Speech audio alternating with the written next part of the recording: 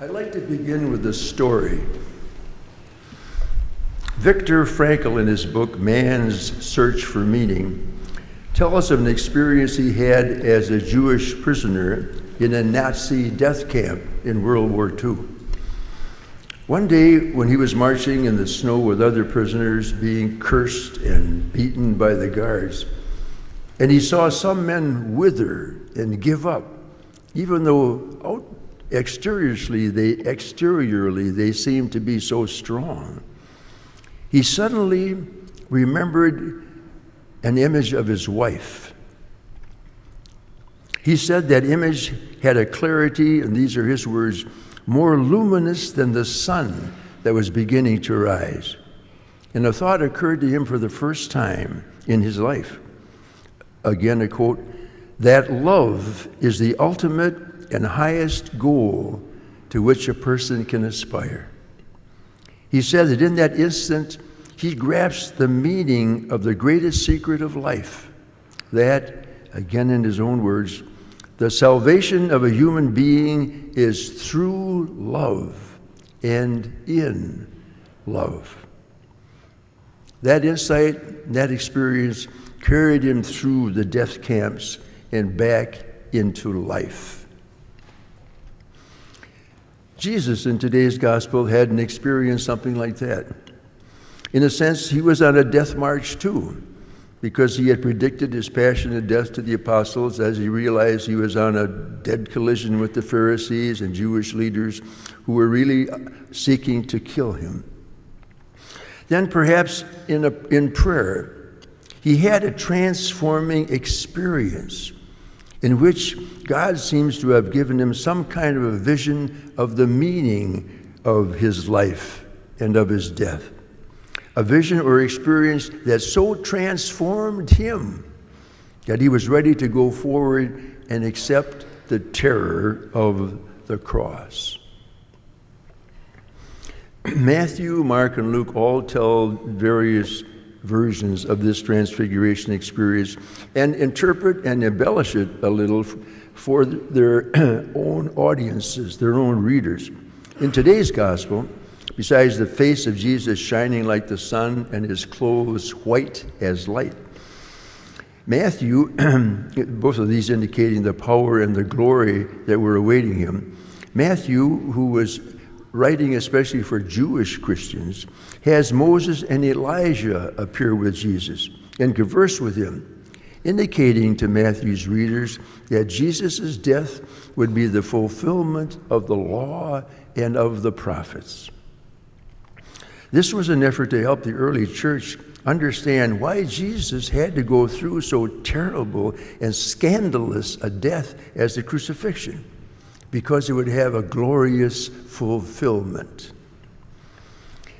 What else is unique about Matthew's story is that he linked the transfiguration with the baptism of Jesus by repeating the very same words that the voice from heaven said at Jesus' baptism. Again at the transfiguration, "This is my beloved Son, with whom I am well pleased. Listen to him."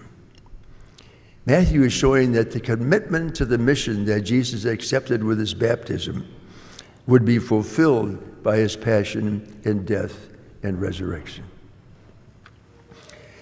Actually, that's the link between the transfiguration story and you and me here this morning. We could say that Lent doesn't really begin with Ash Wednesday and then count forward to Easter. Lent really begins with Easter and counts back to Ash Wednesday, to the 40 days we spend preparing to celebrate it. For us, Easter Sunday is like the Transfiguration. It's the day we receive a special share in the resurrection and the new life of Jesus, especially as we, in fact, on that day, renew our own baptisms.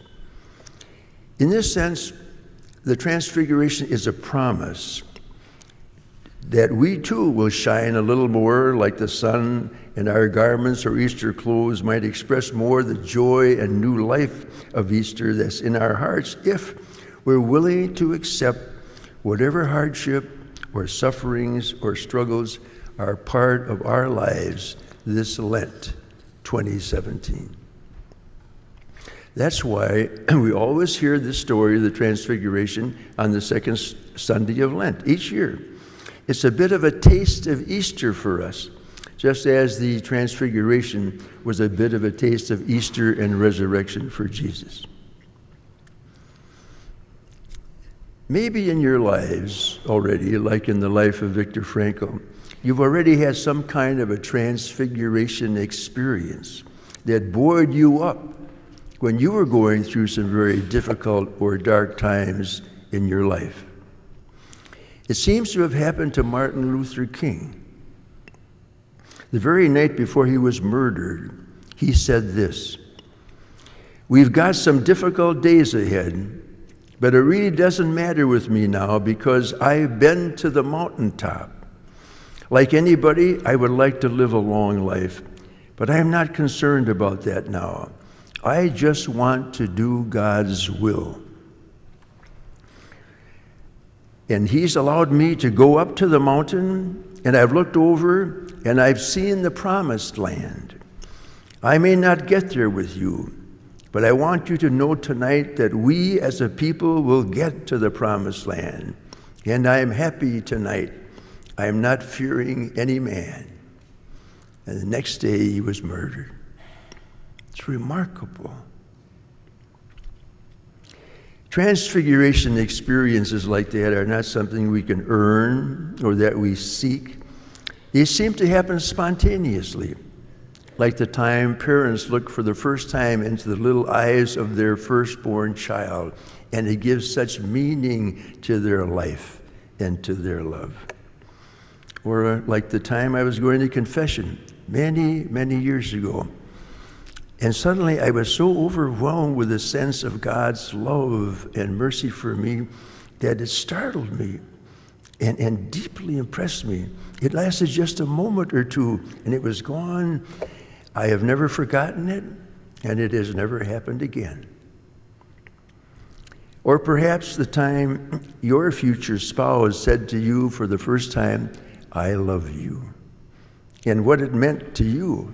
You could probably have climbed mountains after that. So today's story of the Transfiguration is a vision and a promise. It's a vision of Easter for Jesus and for you and me. And it's a promise. It was a promise of the cross for Jesus and for you and me too. We don't have to look for our crosses any more than Jesus had to look for his. Just stretch out your arms in the sunlight and look at your shadow. There's your cross. It's yourself. It's ourselves. We are our biggest crosses. Ourselves, the way we are right now, with all the ingredients that have been mixed to make us into what we are right now. And that's what we have to carry.